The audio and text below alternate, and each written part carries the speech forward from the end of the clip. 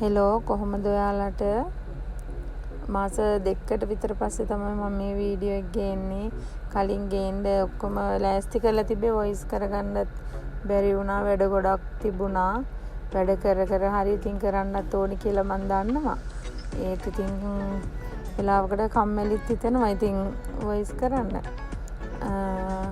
අපි කිරිදාන වීඩියෝ එක තමයි දැන් මේකේ තියෙන්නේ. මම මේ ගෙදර වීඩියෝ එක පොඩ්ඩක් දැම්මා. කලින් වීඩියෝ එක දැක්කේ නැති අයට බලන්න එක්ක. කිරිදාන ඉතින් ගොඩක් වීඩියෝ නෑ. පොඩි කෑලි ටිකක් තමයි තියෙන්නේ. මොකද වැඩත් එක්ක වීඩියෝ කරන වැඩේයි එහෙම ඉතින් අමාරුයි කරන්න. ඒක නිසා ඉතින් පොඩි කොටස් ටිකක් තමයි තියෙන්නේ. ඔය විදිහ තමයි ඉතින් අපේ සම්පූර්ණ ගෙදර තාම බඩු මුට්ටු මුකුත් දාලා මේවා නැහැ. හිමීට බඩු ටික ඉතින් හදා ගන්න ඕන. ඔන්න ඉතින් දැන් අපි ඔය ගෙට ගෙදෙන දවසේ හවස ඔය හාමුදුරුවෝ ගෙනල්ලා අපි මේ පිරිතක් කියන්න හිතුවා. මේ කියන්නේ උදේනේ ගෙට පදිංචි උනේ. ඉතින් ඒක නිසා මේ හවස් වරුවේ තමයි හාමුදුරුවෝ මොකද 12 කිට්ටු වුණා අපේ නැකත් වැඩ ඉවර වෙලා. එතකොට පිරිත් කියන්න වෙලාවක් නෙවෙයිනේ. අපි හවසට ඉතින් 3-9ක් ගෙනල්ලා වරු පිරිතක් කිව්වා. ওই විදිහට දැන් හාමුදුරුවන්ට හැමදේම ලෑස්ති කරලා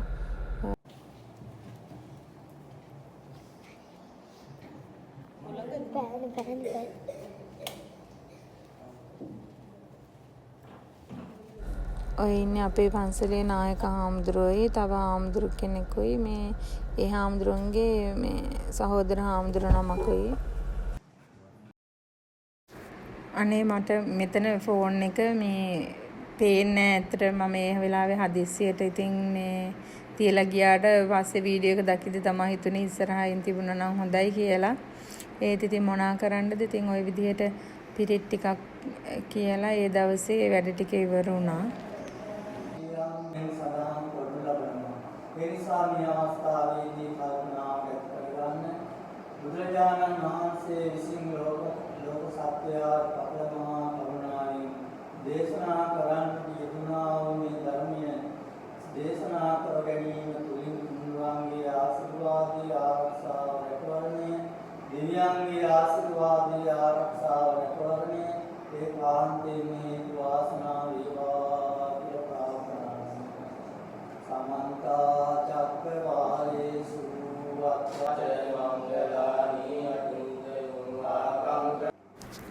ඇත්තට මෙහෙම වරු පිරිතක් වුණත් මේ ගෙදරකට හරි ආසයි ඒවා ඇහෙනකොට. මම ඒකයි මේ වීඩියෝ එකත් ගොඩක්ම දාන්න හිතුනේ.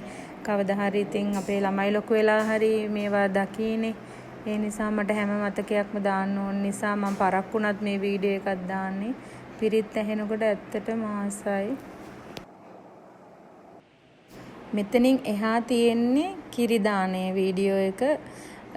අපි කිරිදානය තමයි දුන්නේ ගෙට ගෙවිදර දවස් දෙකකට පස්සේ උත්සව මුකුත් ගත්තේ නෑ. ওই විදිහට ඉතින් රෑ ලෑස්ති වෙලා මේ සාමාන්‍ය වැඩ ගොඩක් ඉවර වෙලා කිරිකට හැඳි ගාලා කැවුම් හදලා ඒව ඉවර වෙලා තමයි මට මතක් වුණේ අනේ මම වීඩියෝ කරේ නෑනේ කියලා. මොකද අම්මත් අසනීපෙන් කවුරුත් නෑ ඒ වෙලාවේ ගමේ අහල පහල ගෙවල් වල නම් කට්ටිය ගොඩක් ආවා. දැන් අම්මා නැතුව මට ඇත්තටම මේ බයේ හිටියේ මේ ටික හරියට කරගන්න බැරි වෙයිද කියලා. යාට ඇඳෙන් නැගිටින්නවත් බෑ. කොන්ද කැක්කුමක් හැදිලා හිටියේ. පාන්දර නම් ආවා යා. මේ ඉතින් ලොකු අම්මා හිම සෑහෙන්න උදව් කරා. අම්මගේ අක්කා යා හිටියේ හින්දා ගොඩක්ම ඉතින් මේ කවුරු හිටියත් අර කියලා දෙන්න කෙනෙක් නැති වුනහම ඇත්තට මේ වෙනවා. මේ අම්මා අසනීප වුණාම ඇත්තටම දැනුණා ඉතින් මේවා එක. මොකද අපිට කවදා හරි මේ අම්මා නැතුව දෙයක් කරගන්න කොහොමද කියලා තේරෙන්නේ නැහැ. මොකද යානි හැමදේම කියලා දෙන්නේ. මේක නම් ලොකු අත්දැකීමක් වුණා ඇත්තටම. අපේ දෙවෙනි කිරිදානේ මේ කලින් තිබුණේ අම්මලයි මහා ගෙදර පුතා හම්බෙලා දැනුත් මේ පුතාට තමයි කිරිදානයක් දෙන්නේ. එයාට මේ බාරයක් වෙන්න කියලා තිබුණා පත්තිනි මෑණියන්ට. ඉතින් එයා වෙනුවෙන් තමයි මේ කිරිදානය. ওই විදිහට ඉතින් අපි ඔක්කොම ලෑස්ති කරගෙන හිටියා. ඉතින් නිින්ද යන්නේ ඇත්තටම ඉතින් උදේම ආයේ පටන් ගන්නවනේ 4 වෙද්දි අපේ පැත්තේ පටන් ගන්නවා. දැන් ওই පාන්දර අපි කිරිබත් එක එහෙම ලෑස්ති කරගත්තා. දැන් කිරි අම්මලා එන වෙලාව අපි චුට්ටක් දිගටම බලමුකෝ වීඩියෝ එක.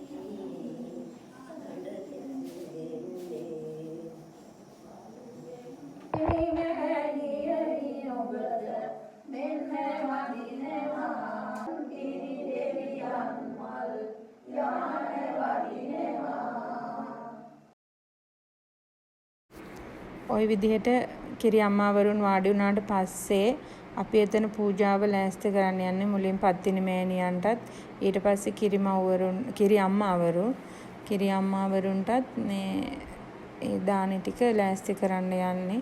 ඔය අපේ උදව්වට ආවේ ඉතින් අපේ අක්කලා ඉන්නවා නැන්දලා ලොකු අම්මලා එහෙම කට්ටිය ඉන්නවා. අර දවල් ඉතින් ගමේ අය ආවට යාලා පාන්දරට එන්නේ නැහනේ. මේ නැත්තම් දවල් සෑහෙන දෙනෙක් ඇවිල්ලා ඇත්තටම උදව් කරා. ඒගොල්ලොන්ට ගොඩාක් පින් සිද්ධ වෙනවා. මේ වගේ දෙයකට ඇත්තටම උදව් කරන එකත් ඒ දෙයක් තියෙනවා හා සමාන පිනක් ලැබෙනවා. මම නම් හිතන්නේ ඒ තරම්ම හාස්කම් තියෙන දානයක් තමයි. කරලා නැති කෙනෙක් ඉන්නවා නම් කරලා බලන්න. ඇත්තටම ගොඩාක්ම හිත සැනසෙනවා මේ දානේ. මාරම විදිහට කිරි අම්මාවරු දානෙට නම් මම නම් මාර විදිහටම ආසයි. අපේ අම්මත් යනවා කිරි අම්මලා දාන වලට. මමත් පුතා හම්බෙලා ඉන්නකොට මේ කිරි මව්වරුන්ට දෙනවනේ. චූටි බබාලට යන්නේ කිරි මව්වරුනේ. ඉතින් කිරි මව්වරු ඒකට මමත් ගිහින් තියෙනවා. ඇත්තටම ආස හිතෙනවා. මේ මාර පිනක් ඉතින් මේ වගේ දෙයකට සම්බන්ධ වෙන එක ගැන. ওই විදිහට ඉතින් අපි පූජාව හැමෝටම පිළිගන්නවා. හැමෝම එකතු වෙලා. ඉතින් අම්මත් අමාරුවෙන් හරි ඉතින් පාන්දර ආවා. ඒ ගවුමක් ඇඳන් ඉන්නේ ක්‍රීම් පාට අපේ අම්මා.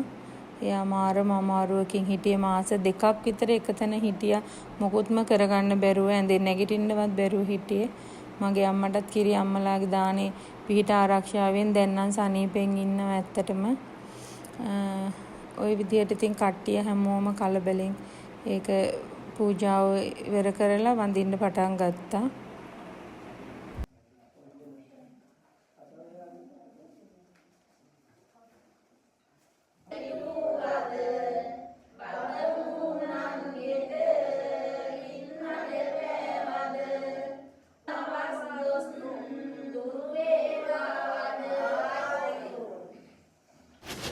අපි ලස්සනට ඒ කිරි අම්මාවරු දානේ කරගත්තා.